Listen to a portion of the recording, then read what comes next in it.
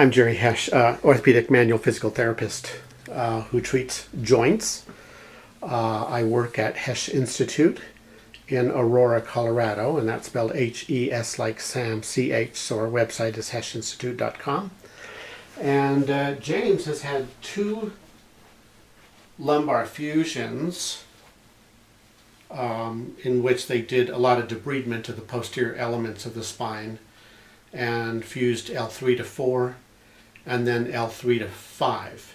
And he has a good disc space at L5-S1. He's developed a little bit of pain around the region of the right SI joint. And so he wanted to come see me and have his sacroiliac joint evaluated. And in supine, his pelvis appears fairly symmetrical, too subtle for me to call any difference. But more important than how things look, I'm more interested in function. And his left ilium springs nicely in posterior rotation, and it bounces right back, so it's got strong recoil. And his glide right to left and left to right glide mobility is good.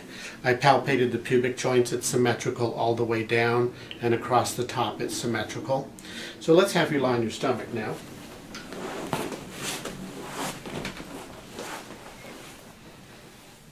So you can see extensive scarring there. And he has good forward rotation mobility on through the right ilium. And the same thing through the left ilium.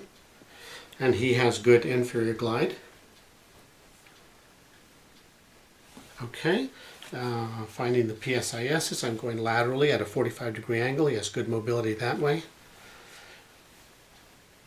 Good mobility to the left. Good superior mobility. I can take up the slack, spring it, and it recoils. Same thing on this side. Anterior glide, which is actually testing the pubic joint through the ischium, is good. And same thing here. And where it gets interesting is his crease matches his anatomical crease, the gluteal crease. At least it does now. When I palpate his ischial tuberosity on the right, there's about a 1 thumb width before I get to the gluteal crease. On the left side, there's 1, 2, 3 thumb widths. So there's a considerable space on this side. Now again, it's not a matter of how it looks. This could be developmental, but the reason I think it's not developmental is because motion is blocked. I cannot take up the slack and spring it going left to right or left to right on the right sit bone, and the same thing going right to left through the right ischium, and same thing going right to left on the left side. So this is what I call a lower windswept pelvis. The upper landmarks and the upper mobility tests are normal in this pattern. It's only obvious at the lower pelvis. And it appears to be not just a side bending pattern to the left, but also a rotational pattern. And I think it certainly does involve the SI joint somewhat, and involves the pubic joint somewhat, but also involves the whole pelvis, and even involves the hips on both sides. With this pattern, typically there is a left side bent positioning of the coccyx. There's a deeper sulcus on his left side.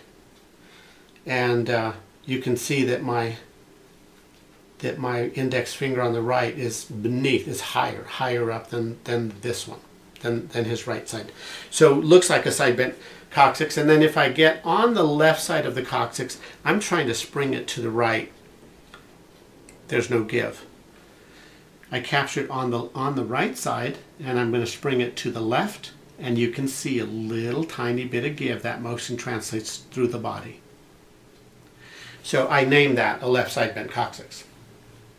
The other interesting presentation is that he has good inferior glide of his sacrum.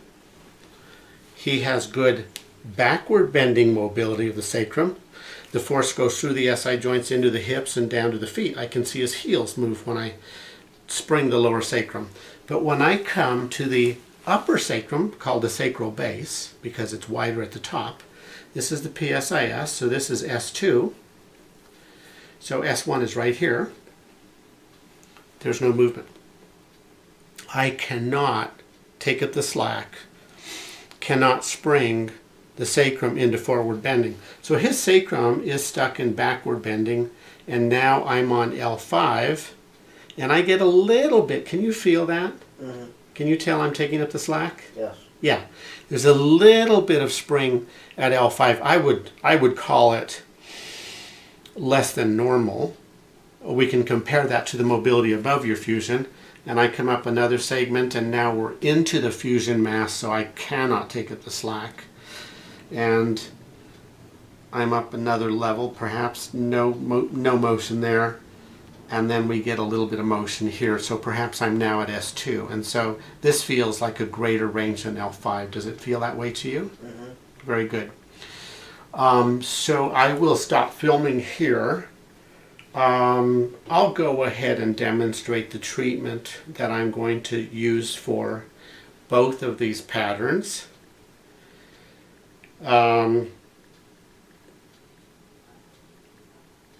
To correct the sacral motion, forward bending, I'll have him get up on his elbows so that he has a little bit of lumbar extension. And all I'm going to do is just lean on the sacrum, although I'm not going to do it now. I'll just lean on the sacrum for 3 minutes, and that should take care of that, and then we reinforce it with extension exercises. Should be a one-time correction. Go ahead and lay down. To correct the lower windswept pelvis, it oftentimes accompanies a posterior ischium on the left with a lower, due to a lower rotation, lower posterior rotation of the pubic joint, but he doesn't have that. If he did have that pattern, then I would have him lay on this foam half moon, lay on his back with this under the ischium to derotate that pubic joint. It's a thick joint. It takes several minutes to move it, and I take 5 minutes. But he doesn't have that, so anyway, there's that.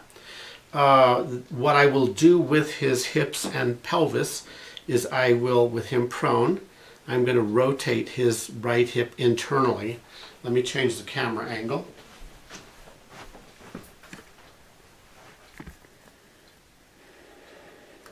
So I'll bend his right knee up to 90, and then I will stabilize pelvis, and then I will rotate his right hip internally by pushing the heel outward to the right, and I'll do that for 2 minutes. I will then move his left hip to the right, and this is going into external rotation. Let's have you lie on your back.